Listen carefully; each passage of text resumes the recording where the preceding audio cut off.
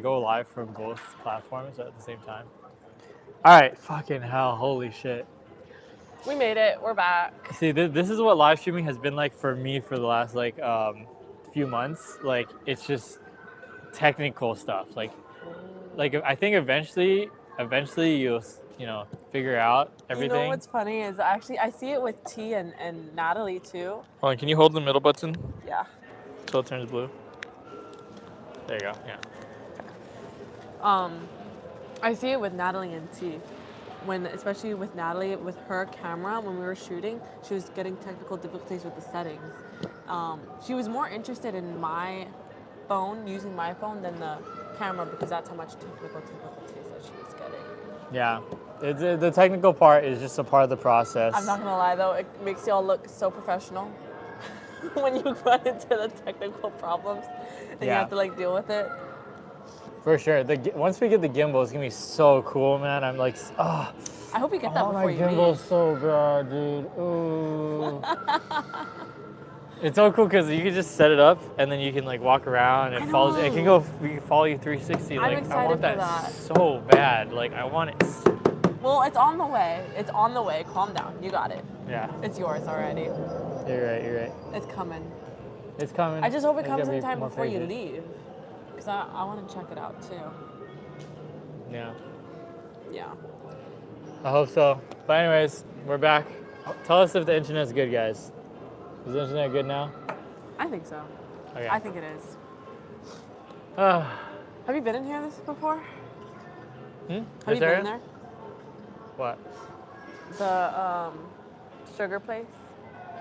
No. There's in this mall, there's like a whole side of the mall that's just candy. That's it.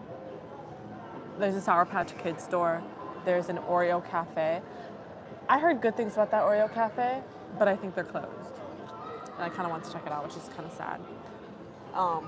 And then there's this whole store that's filled with sugar.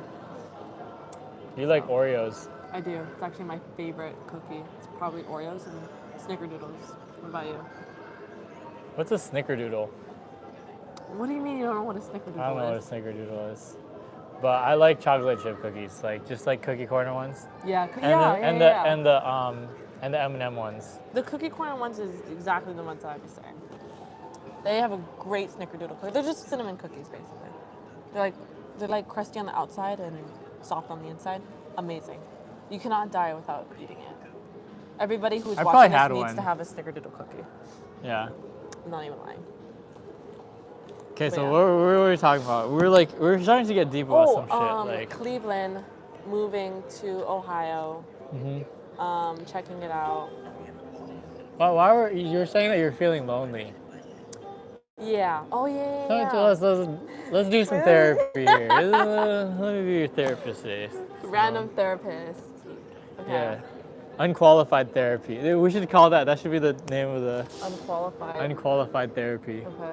Well, what I was saying earlier was that normally, like I've had moments where I'm totally okay being by myself, and perfectly content and actually prefer to be alone. But then there are some moments where I'm actually really, really lonely, and I feel like I would rather have somebody than be lonely. At some points, in some moments, I feel like that, which is interesting. What triggers that though? That's the question. Like, what's causing that?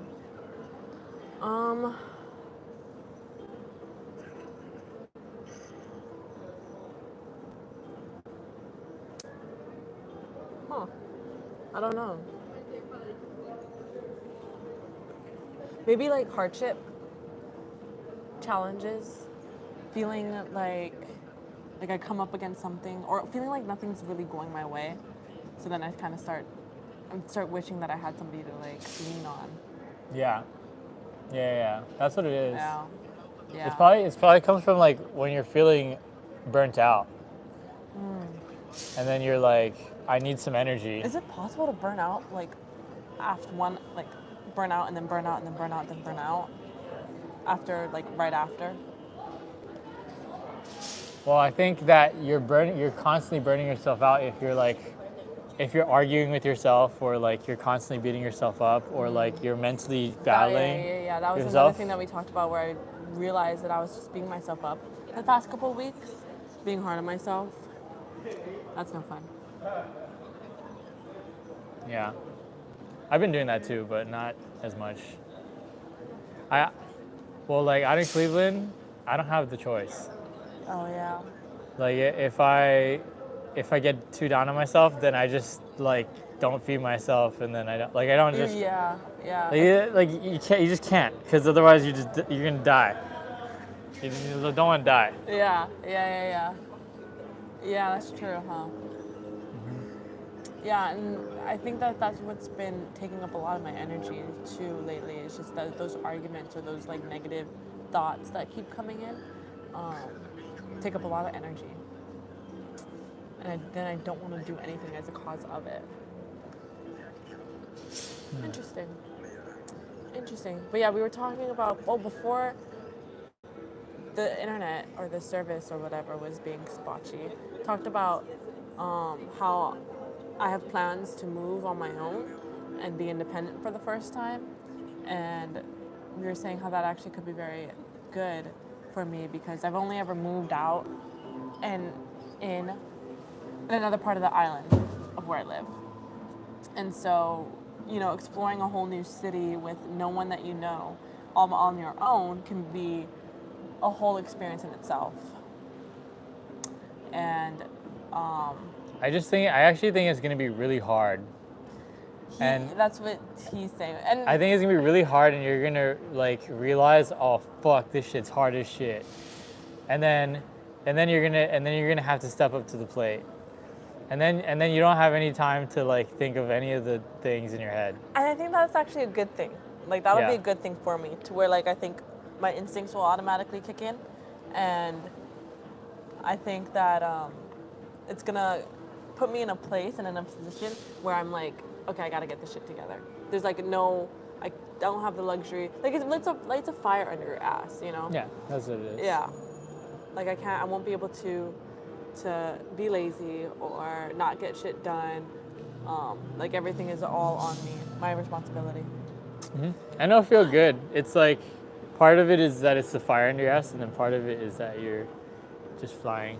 Yeah. You're just like free. Yeah. And you're just fluttering. Yeah. I feel so, like, I remember when I lived with my roommates. Yeah. Like last year, I thought that was like, that was it. Like I was independent. I was all on my own. I was doing great. But I was still relying and depending on people, And even then, living with people, it wasn't like the most ideal thing. Like, I don't like living with people at all. I think after that experience, hate people. Fuck people.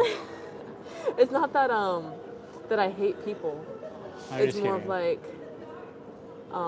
I'm ready to like be independent and be on my own. Before that, I wasn't ready to be on my own. I don't think I could be on my own. Like there's kind of like that feeling of like, I'm not ready to live on my own. I want to live with friends. Be surrounded by people, go out, have fun, whatever. But like after living with people, I was like, yeah, no, I'm not. This is not for me. I'll live on my own. Yeah, I think it'll be good. I think so too. Is that the first time? No, you lived in LA alone, right? Yeah, but it didn't really count, because in LA I was just doing a lot of psychedelics every day to like cope with the loneliness, and honestly, it was just so low vibration.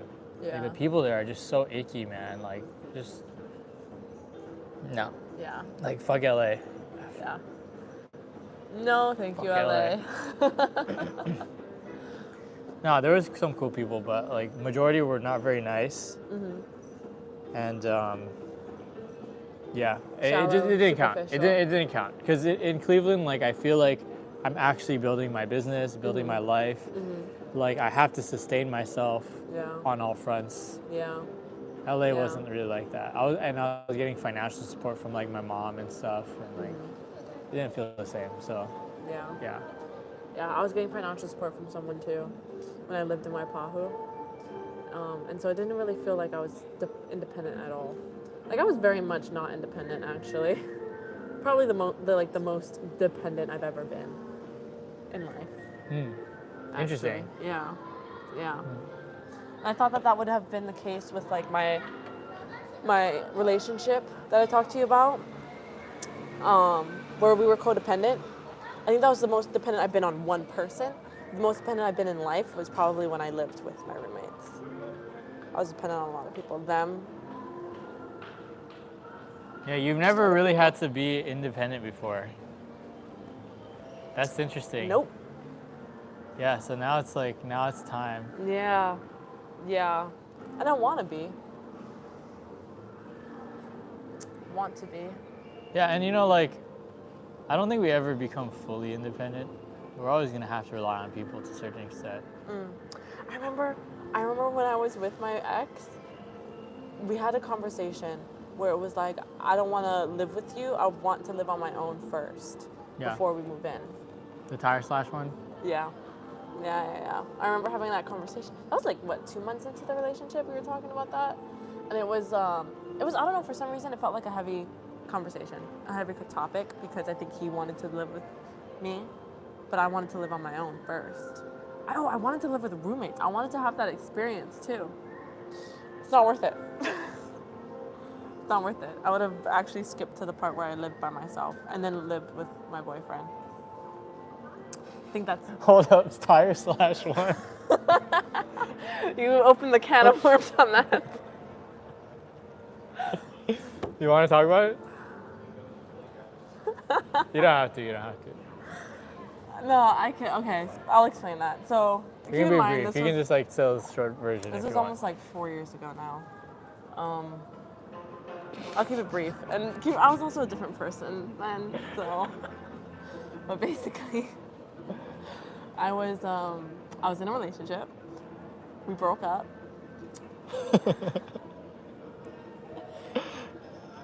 Okay, so you know what? I'm gonna get into this a little bit. Go. Okay, so. Random. All right. We had like a 8-month relationship, and it felt like a long time. Like I really loved this guy. We were like, and this was my first time being in love. And oh, really? Yeah. Yeah.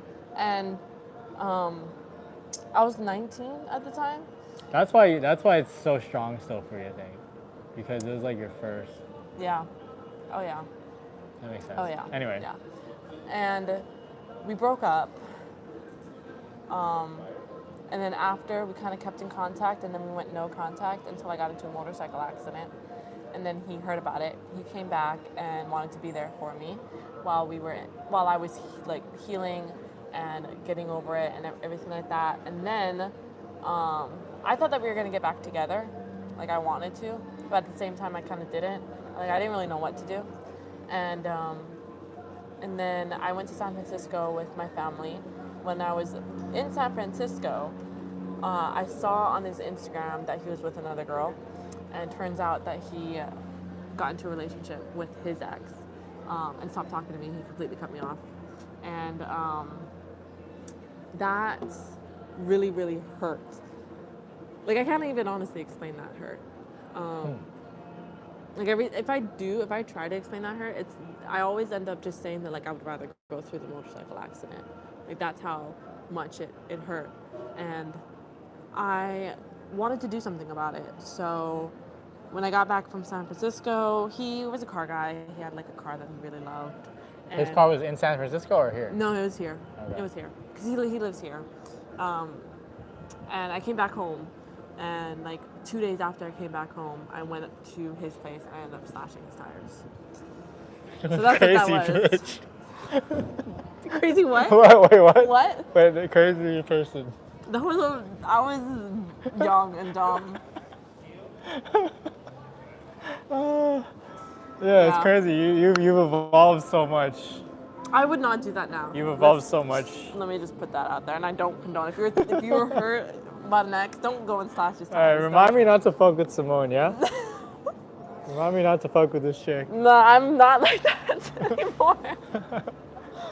Freaking Tida woman. But yeah, don't do that. It's not worth it. Have I done anything like that? Not really. I don't think I've done anything like that. Anything close like that?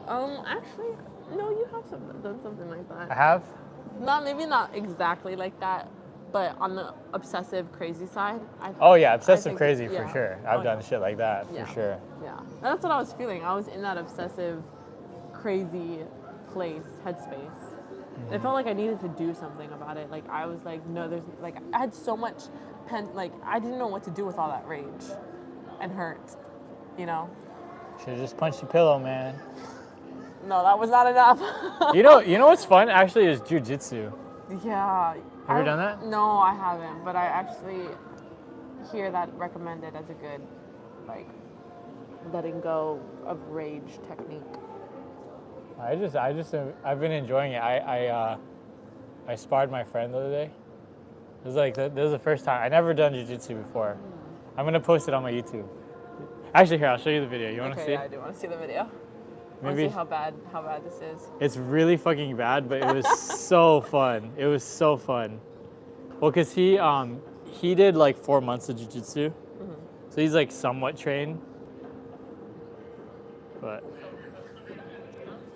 chat can watch. Oh wait, shit. What is this shit? Oh dang, he's getting you.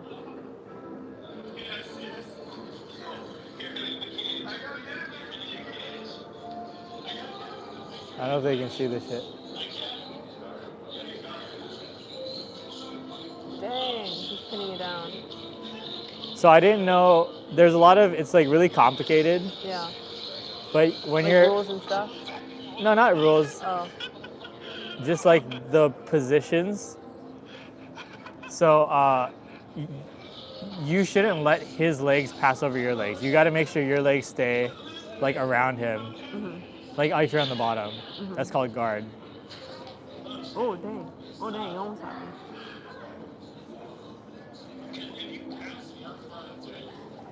So if he passes me, like gets over my legs, then I'm really screwed.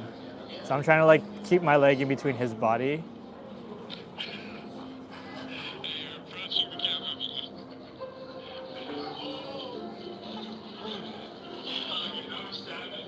We're not doing throws. Usually in jiu-jitsu you do throws, but like we didn't do any throws because like we're in the middle of my living room with a bunch of sharp objects around. So see, he has me in guard. So look, it looks advantageous for me, but it's actually more advantageous for him because he has his legs around my body.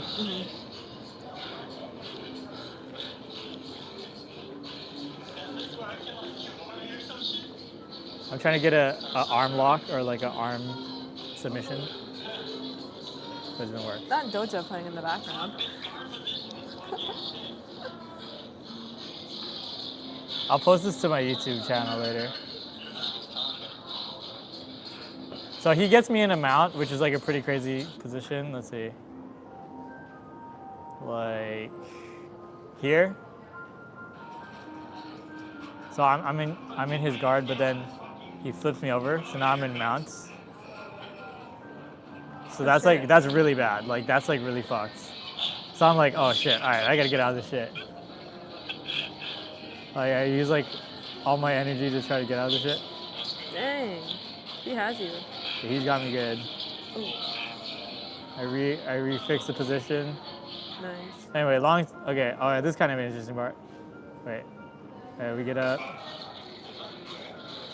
It was long, but the thing is like, you're just fucking using all your muscles for like 6 minutes straight. It's like the most intense shit ever. Oh, dang. Oh, dang. See, so now I'm trying to get him really going at it. I'm trying to get him in my guard. And then something else interesting happens. Wait, what else happens? Right here. I almost take his back, which is like the best, most advantageous thing.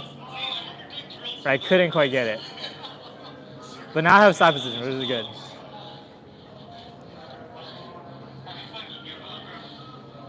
And I'm getting hella gas.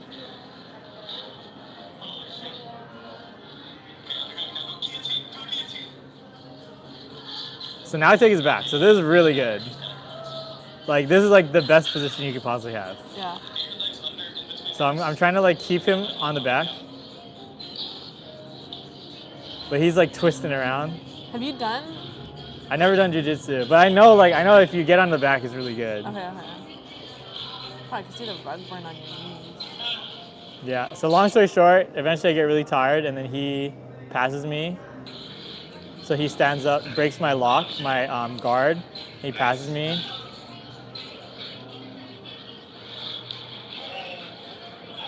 So now I'm screwed because I'm back in the same position, and he's not gonna give it up this time. Yeah.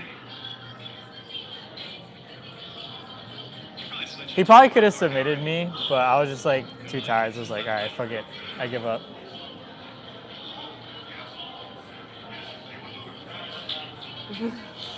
Nice. But it made me really want to do jiu-jitsu. Yeah, that was fun. Yeah. So. I don't know if I would do jiu-jitsu. Kickboxing. I've done a couple kickboxing classes. I feel like you'd be good at that. And I have boxing gloves at home, so I would do that to kind of like if I'm ever angry. However, I've been doing actually a good job at not getting like super pissed off. However, with my family around, especially my brother, it's hard. It's really hard. What do you get pissed off about? What triggers me is when my dad acts clueless and doesn't communicate, and my brother is acting all righteous. And so it's like, especially with the communication part, it pisses me off because that was like a whole thing for a while, was like my dad did not know how to communicate at all. And then with my mom, it's just mostly her stuff around the house that she leaves around. It clutters up like the whole living space and makes me stressed out. And so with her, it's that, and then with my dad, it's communication or lack thereof.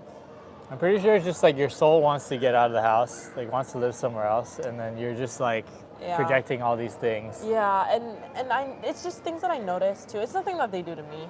You know, they're very loving and supportive, but it's just the things that I notice about the way that they behave and kind of think. Like, I can tell when they're stressed out on their own, when they're not using like the tools and techniques and all that stuff. And I just, it's like, I'm not trying to do that, you know, I'm trying to be better and communicate and grow, you know. I feel like they're doing what they're doing. It's the spiritual thing, because they're just doing the thing that needs to happen so that you'll be pushed to grow. That's it. Right? Yeah, it's like a whole bigger picture point of view. Yeah. Because once you get out of the house and then you move, and it's like everything's gonna be fine. Yeah. It's not gonna annoy you anymore. But it's just like, but until you like get to that point where it's so fucking annoying that you gotta grow. Like you know like the whole thing about the lobster or some shit. Like when it's like growing out of its shell, it gets. So when a lobster grows out of its shell, like it gets so tight and uncomfortable in its shell to the point where eventually it's like, all right, fuck this shit. Like I gotta shed. That's kind of where I'm getting right now. And I feel like I love my parents, but I feel like they're not holding me back, but I feel like I'm kind of outgrowing them, you know? Like I'm like, in a way, just... Well, it's just the universe trying to make you be independent. That's it. I wouldn't say outgrowing them, because they are adults and you're not quite an adult. You're an adult, but you haven't like gotten to your independent phase yet. But you're okay. Outgrowing them? No, okay. I took it the wrong way. You're like a seed falling off of the tree, and then you're gonna start to like sprout into a new thing, right? Yeah. I think I just need room to do that. Yeah. Yeah. So that's what's been going on. I was gonna say something else though. Oh yeah, I got asked to be on. I think I told you I got asked to be on the thing for BLP. That's one of the things I have to figure out how to explain, was that whole story that I just told, which is actually good practice, because then I got to tell it to the chat, and then I'll get to tell it to an audience. I don't know how far I'm gonna go with that story though. Is it with Janice? Like Janice is on the panel? Yeah. Or well, I'm what? not sure. No. Who's running the BLP? Oh, Carlos. Oh. Okay. Yeah. Yeah, I'm excited. That's fun. I'm excited for next year. I mean, you could just move. Like, you could just go. It's not in my plan. I have school. And I can't afford it right now. I need a... I don't know. I'm not saying anything. I'm just.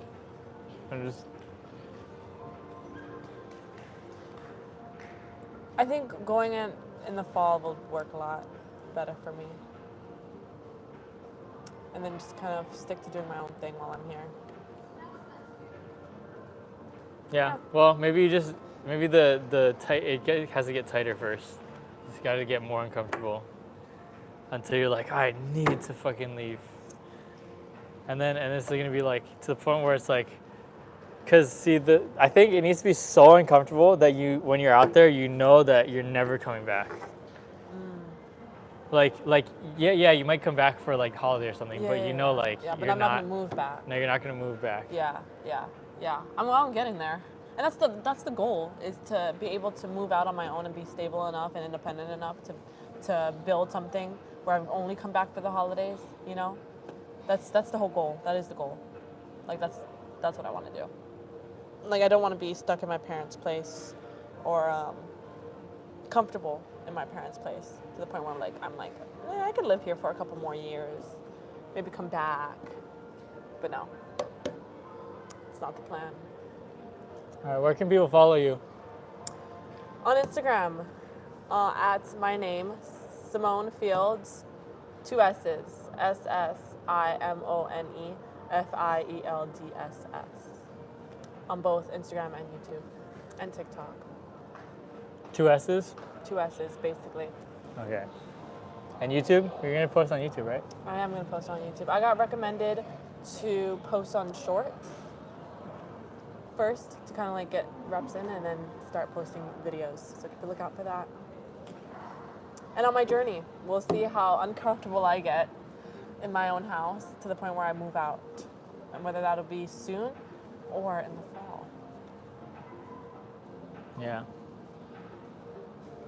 Is that it? Are we ending it like that? That's it. Yeah, I low-key want to look at the cat cafe really quick. Oh yeah, is that open or it's closed? It's almost 9 o'clock. It's probably closing soon. Probably closed maybe. But anyways, chat, we're gonna go because the internet's gonna suck. You guys can't come with us. But I'll be back.